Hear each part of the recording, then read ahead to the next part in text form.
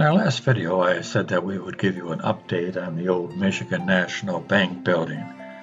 Today, rather than being torn down, the building is being repurposed as a boutique hotel.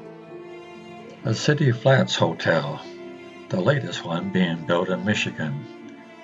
This photo gives you probably the best idea of what it looks like overall on that first floor. You can see it's pretty much empty except for chairs. It's used mostly for small conventions, business dinners, seminars, and especially wedding venues. And this photo is looking toward the entrance to Military Street. And of course, if you want something a little more romantic, look how it looks at night. Quite impressive. And of course, you can have parties there. Here's a New Year's party they had. But I think there'll be a lot of weddings and wedding receptions in this building.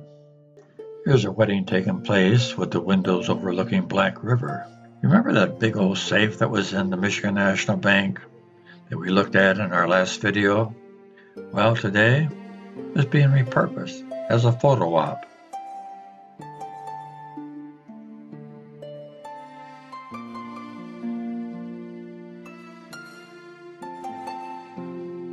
Oh, it looks like somebody left their valuables there, hanging from a deposit box. I like how the different parts of the ceiling have different designs. I especially like this one because it matches the rich walnut that we were talking about in our last video that ran throughout the old bank building. I love how they kept the marble pillars and they used these light colors for contrast. Very nice. Outside the building has changed drastically too. I remember years ago when it looked like this. There was just some piling sticking out of the water that folks used to tie their boats to sometimes. Today it looks like this, a place where people can relax and have something to eat. Actually, one of the two restaurants that the hotel has is outside. Not actually on the dock, but on the water. That large white thing there you see that says City Flats on it, that's the restaurant. And this is what it looks like from the other side. And you can see the little gangway that goes on to it over to the left. And they also have this place, featuring City Brew Coffee. Alright, we're going to change gears here a little bit and go over by the old high school, which is now the college. And we're going to look at the southeast corner of Erie and McMorran. And this is what the corner looks like today. But when I was going to school, this is what the corner looked like. There was a gas station on this corner. And you can see it looks like some of the high school students cutting through the gas station to get to the school. And you can see the school in the background. And as we turn the corner and go down Erie directly across from the entrance to the old high school, you can see these trees here, and of course now it's a parking lot beyond that. But at one time it looked like this. Not much to write home about, but we had a little grocery store there, a couple of houses, and I think to the left there was a VFW hall. And this aerial view of McMorran Complex being built, if you look in the bottom right-hand corner, you can see that gas station on the corner, and you can see the other buildings that we looked at right alongside of it. Now, if we turn around and go back to McMorran Boulevard, looking west between the two college structures there, the old and the new, you can see that grass and the sidewalk going down there, that all used to be a street. It was part of Broad Street and later on McMorran. And as we go up in my hot air balloon, if we can imagine, this used to be a street. And as we zoom in here at the end of that street, there was something that students really used to enjoy. Not only the students from the Port Huron High School on the left, but also the St. Stephen's High School on the right. And that was City Dairy. City Dairy was at 355 River Street. And it had been around for a long time. I think it was founded in about 1924. This is what it looked like before they remodeled it, and this is what it looked like after they remodeled it. And I actually have a photograph of the inside of City Dairy that I found in my yearbook. There are no senior citizens there. Of course, all the people shown here now are all senior citizens. Let's look at a couple ads for City Dairy. I think this one was the opening of their renovated or new dairy bar. 75 cents for a half gallon of ice cream. 15-cent sodas, 20-cent sundaes, and 20-cent malteds. I'd like one of those about now. I like the clever wording in this little ad. Compare our cream line on each bottle. Milk, cream, buttermilk. You can whip our cream, but you can't beat our milk. And here's an ad that was put out during World War II using the popular, or I should say unpopular word ration that was quite prevalent at the time. So many things are being rationed. Anyway, it says never a ration, City Dairy quality.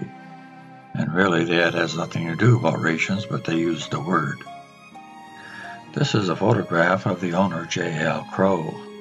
He didn't even live here at the time. He was just passing through on his way to Detroit, and he stopped here to visit a friend, saw a dairy for sale, and he bought it. And the rest is history.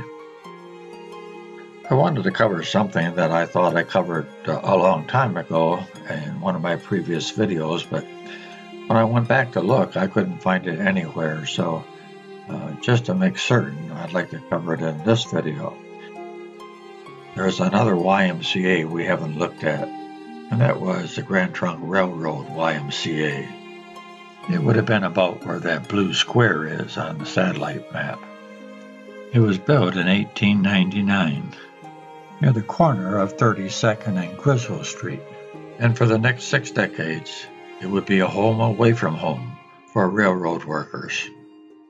Of course, today, 32nd Street doesn't extend to the tracks, but at one time it did. Now I know about now some of you are saying, Davis, you don't know what you're talking about.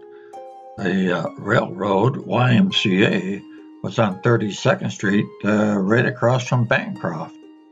And you would be correct, except that it wasn't this YMCA. You see, the first railroad YMCA was a frame wood structure building that would be at that location until 1904, when they actually moved that building all the way from Griswold Street all the way down to 32nd and Bancroft. And after the move, they had quite the celebration. This appeared in the newspaper on December 8, 1904. Over 400 attended opening of Railroad YMCA Wednesday night. The event was an auspicious one. Brilliant speeches were made.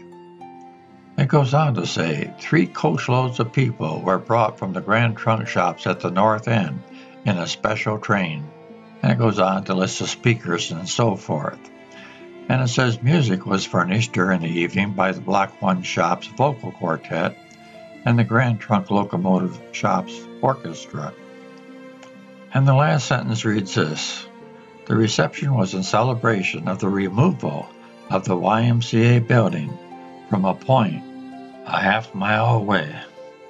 I also came across this article written in 1903. This would have been the year before the move. But the part I want you to look at is this part here. An arrangement is being made for the conducting of a half-hour Bible study reading in the parlors every noon during the week. Reverend W.H. Sargent will conduct these services. An arrangement is also being made to secure the service of Reverends E. Rushbrook and J.W. Turner of the Tunnel Section to hold noonday meetings of a religious character in the Grand Trunk sheds, where 50 or more men daily eat their dinners. Today, I don't even know if people know what YMCA stands for. It's normally just referred to as the Y. But YMCA stands for Young Men's Christian Association. The founders of the YMCA were concerned about the lack of healthy activities for young men in major cities. The options available were usually taverns and brothels. But they were also concerned about improving the spiritual condition of the young men, something the YMCA has long gotten away from. February 21st, 1911. This was on the front page of the Times-Herald. Railroad YMCA is razed by fire. Blaze believed to have been caused by defective wiring. Destroys structure early this morning. Men routed from beds. Loss is $16,000. At the same time this article was on the front page of the Times-Herald, this was also on the front page. The YMCA Campaign Committee.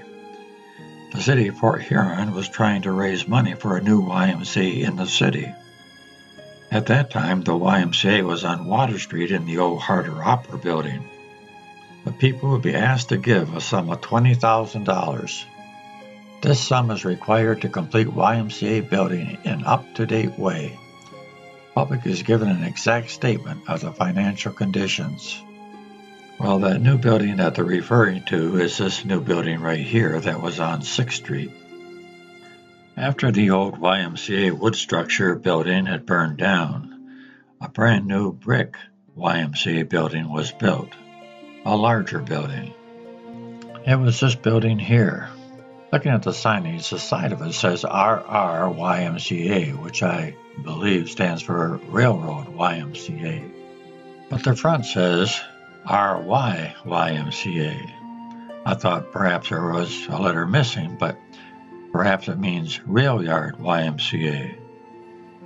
Some of you railroad men might know. The building consisted of 26 bedrooms, lounge, restaurant, meeting room, and secretary's apartment. This building was constructed in 1913. Looking down at the Sanborn map, it shows that the building had 2 separate wings, and it would appear that it has some type of small courtyard in the center. In June of 1965, this appeared in the Times-Herald. Railroad YMCA closes, ending 52 years of service. The facility had been closed because of lack of patronage. And finally, it was demolished.